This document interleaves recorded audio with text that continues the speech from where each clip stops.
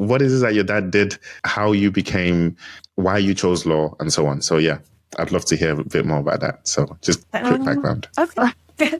Why did I choose law? Actually, I wouldn't say I chose law. I always wanted to be a journalist. I always wanted to study mass communication in university. Growing up as a child, I was into stories already. I loved stories. I would always read newspapers. My dad had this thing every day he comes back from work, he has a Punch or a Vanguard. And I would always take them and read them. Even when I was in nursery, primary school, through secondary school, and also I knew I wanted to do mass communication, be a journalist, be a writer. I find it very exciting. So that's really what I wanted. But then I was a daddy's girl. I was always my dad. And as a child, you want to please your dad. And I know my dad always wanted a lawyer. He would always tell me, I didn't ask you to study law. I said I wanted a lawyer. And you were like, Daddy, okay, I'll be your lawyer. And I'm like, okay, there's something called implied coercion. So that's how I got into law, literally because my dad wanted a lawyer. And I got the course. I got the admission into university. But if I were allowed, I would have picked mass communication as the course I wanted to study. I forgot to mention, Awe is actually currently talking to us live from Ghana. So the internet connection is a bit shaky. The last thing she said, didn't quite get it. But if you could just repeat that side for me. Okay, the part where I studied lawyer. Yeah, I got to the part where you were talking about you chose law because your dad always wanted a lawyer, and then you... Yeah, so that's the reason why I studied, because I was very close to my dad, and as a little child, you want to do something, whatever it takes to please your father. And here, according to him, he said, there was a day he was like, oh, I want a lawyer. And I was like, oh, Daddy, I'll study law for you and all that. But I mean, I was a child. Left to myself, I would have wanted to be a journalist. I see. A writer, and why which did literally you... I am. Yes, you're right. That is what you ended up becoming. And you said that the love for stories and journalism came from just reading newspapers, right? What was it about those stories and that you were reading in newspapers that made you think this is what I wanted to do? Like, I want to write my own stories. I want to do journalism. What was it about? As individuals, we always have this innate passion. Even when we are little, we call them hobbies a lot of times. But these things are our passions, are really what we love to do, what we do effortlessly. And as a child, I know I particularly was taken to storytelling. And I used to love writing. I used to love writing a lot of poems as a kid. I had to have books from way back secondary school where I would write my poems and all that. And growing up as a child in Nigeria back in the day, we used to have Tales by Moonlight. It was a television program. Every Sunday, they'll go to the TV because it's going to be Tales by Moonlight. You have this woman who is telling little children stories. And then you have people animating it, acting it out. I used to enjoy that. And I would imagine that one day I'm that woman seated and telling stories also. We also had Storyland. We had The New Masquerade. It was a TV show. And these were things that really built up. I wasn't the only person who was watching this. The siblings were also watching it, but they didn't take the interest in it. So I could actually say it was just an innate passion. It was just something that I was meant to do with that.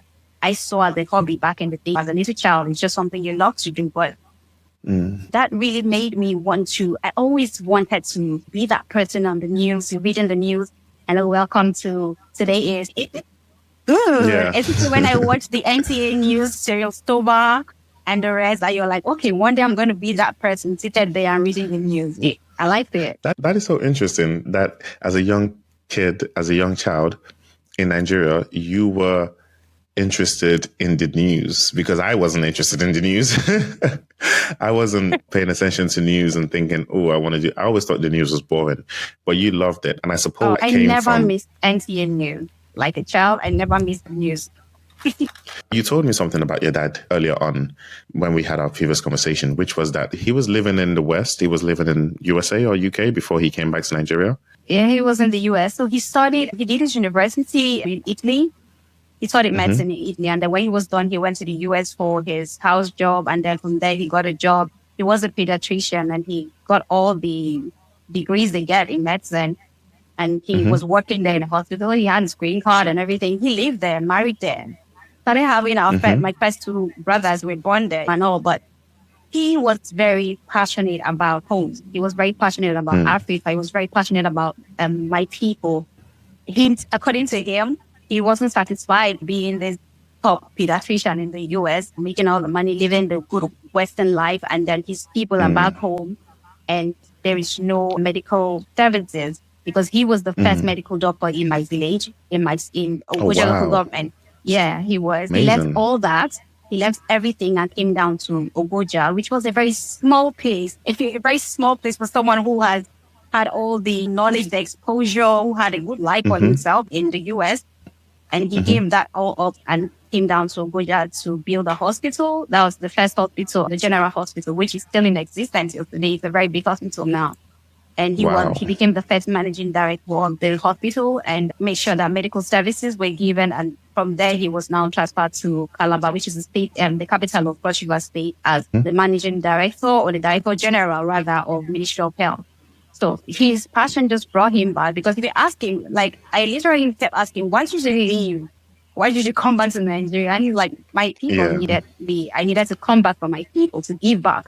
So the people who built me Amazing. up.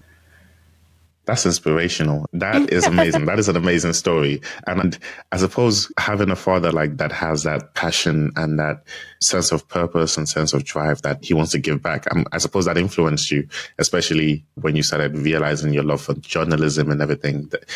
Would you say that influenced you or in some way? Greatly. It inspired me greatly. Not just in that my father was someone, growing up as a child and watching your parents, if we pick things from them that they don't say to us. I grew Mm-hmm. up seeing my father, being in this position of wealth, but yet not exercising that position of wealth. I always tell people we grew up as a rich man's child. Back in the day, Mm-hmm. for your dad to be a director general of the Ministry of Health, we definitely grew up okay. Like we grew up in the Mm-hmm. government residential area. We had house helps and all that. But my father made sure that every holiday we were at the village, we went to the village. Mm. Mm. For every single holiday, for more than 20 something years of my life, I spent every holiday in the village along with my sibling. And we would go to the farm. Like we didn't need Mm. to, but he made us learn all these things because he needed us to understand that we were first and foremost from this place called the village, this Mbube community, before we became Mm-hmm. whoever we were. And those things were built into us without him having to say, like, you have to be this person, you have to be humble, you have to be hardworking, you don't have to be dependent on people, you have to build Mm. yourself and never forget your roots. These were the things that inspired me a whole lot. My father is a very great influence in my life. Amazing. Yes, yes, is a wonderful. Yes, definitely. And I think you also mentioned that this was also what led you to be more Pan-African in your approach to things in general. Like he had a very Pan-African influence on you because I'm guessing Yeah. that's what. Do you think he developed that whilst he was in the States, that Pan-African look on life? No, I think it was already in him before he left because he would always tell me stories about when he was. My dad grew up without a father. I think his father died when he was 3 years old. So he grew up with his uncle in the village and all that before he got sent by the Catholic missionaries to Italy to study medicine. So Oh, he he got never sent by the forgot that. missionaries. Yeah, he got sent by the Catholic missionaries to Italy to study. So he was on scholarship all through. He was Oh, very I brilliant. He was a very see. brilliant chap. So he got the scholarship to go there and he's cool there. So he never forgot where he came from. And he wasn't the type he loved the life. He would Mm. always tell me stories of when he was in the village as a child. He would always beg his uncle to go palm wine tapping. He followed his uncle to go and tap palm wine from the trees and all that. Like he loved Mm. that lifestyle before he went and despite being in the West for so long, he never forgot his roots. And it was inside him. It was something that was inbuilt in him. Amazing. That's wonderful. Oh wow. Now we might have to have your father on after this and also interview him as well. But yeah, okay, so back to you. So then you went on to study law because your dad was like, it would be nice to have a lawyer.